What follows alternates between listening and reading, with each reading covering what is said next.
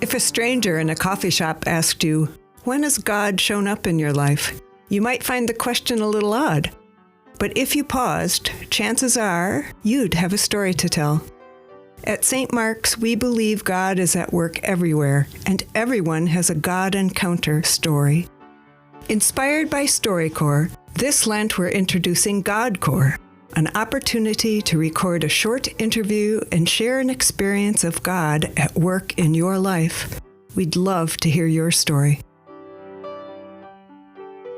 Okay, Noah, tell me about a time that you heard God speak to you.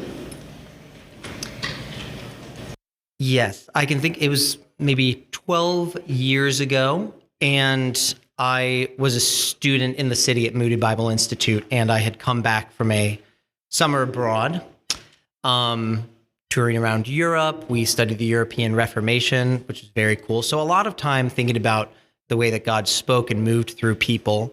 And I came back home and was in the middle of a difficult season coming off of my sophomore year and was not quite sure whether or not going back to Moody was the best decision. I didn't know what the future looked like. I didn't know what the present really meant for me. I was trying to make some sense out of the past year or so. And I was not quite sure what to do, really, in any circumstance. Where am I going to live? Who am I going to live with? Am I going to stay at this school? Am I going to go to a different school? Am I going to study the same thing at a different school, study a new thing at a new school? Just what am I doing was kind of basically what I found myself just throwing up my hands. What am I doing? I just do not know. And I went to a mentor and asked for some advice, and he said, well, I'm a youth pastor. You want to do youth ministry? Why don't you intern with me? I said, I don't know. That's like 40 hours a week, unpaid. I'm studying to do that. Shouldn't I just study to do that instead of do it? Which at the time, like, you hear it now and it makes a ton of sense, but I wasn't sure. So I moved into Moody that weekend, and I decided, okay, I'm going to pray about it this weekend before the semester starts. And so I did. I prayed about it Friday, Saturday, Sunday, and the sermon that Sunday was on Gideon putting out the fleece. I'm not really a signs guy. I was very skeptical. But I said, okay, you know what? I'm looking for an answer. I am very unsure. I'm going to put out a fleece. And I just said, Lord, I need you to give me a definitive answer of what to do and where to go. And I mentioned this to some friends over the course of the weekend. And so I got home and I got a text from the youth pastor saying, hey, I realized I need a lot of help. It would really be useful if you came to intern with me. I was like, whoa, that's pretty strong. But I didn't listen, obviously. So I said, yeah, that's not a sign. That's like a coincidence, you know? So then about a couple more hours go by and my new roommate comes in. He says, oh, you and I were talking about this, and I just think that sounds like a really wise idea. I was like, that's still just a sign. He's a nice guy. He's trying to offer me support. Very kind of him. But now I had my youth pastor. I had my roommate, and I was still a little bit oblivious. So about an hour later, somebody who I had spent the summer with in Europe walked down the hall and said, I know you're thinking about this because you mentioned it last night at dinner, and I just want to say that that's a good idea for you to do. So I had 1, 2, 3 different people from 3 different places over the course of 8 hours post praying for the Lord to really speak to me and give me some sort of guidance, telling me, make this decision. So I had moved in on that Friday afternoon 2 days before. I moved out on that Sunday afternoon, and I started an internship in youth ministry that next Monday morning. And I really believe that was a powerful way that the Lord spoke to me through those people. Yeah. Tell us a little bit about what made those 3 things feel like it was God speaking to you. Because like you said about Gideon, you might think like you didn't put an actual fleece out. You know, what counts enough as a sign? How did it feel to you that it was God speaking for sure? Yeah, I think it was the fact that it was, I once heard a definition of wisdom that I really liked, and it was internal motivation and external validation. Mm-hmm. And I wasn't particularly motivated internally, but I had a sense that something needs to be different. And I don't know what it is. Maybe it needs to be at school. Maybe it needs to be at home. But over the course of the weekend saying, Lord, okay, if you you show me, if I get that external validation and I feel like this is a wise thing to do, I'm going to make this decision. And so over the course of the weekend, feeling a little bit like, okay, I think this would be a good idea if I did it.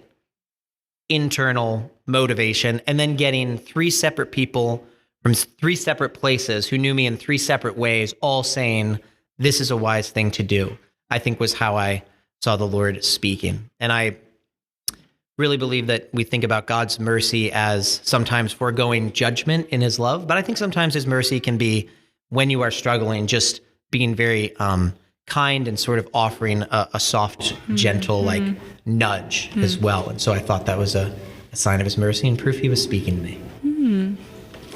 So how did it work out? How'd the internship go?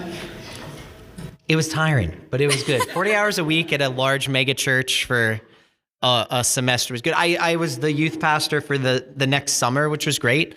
And then I ended up being a youth pastor post Moody. And that person is still a very good friend. I still work with him to this day. I walk into work and I see him pretty much every weekday, and we still have a very good relationship. Yeah. What did that experience teach you about what it means to listen for God's guidance? Those are some good questions.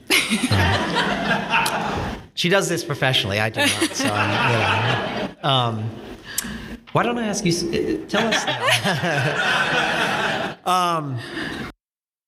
I think I learned that I don't listen quick enough. That's for sure. If 3 people had to tell me.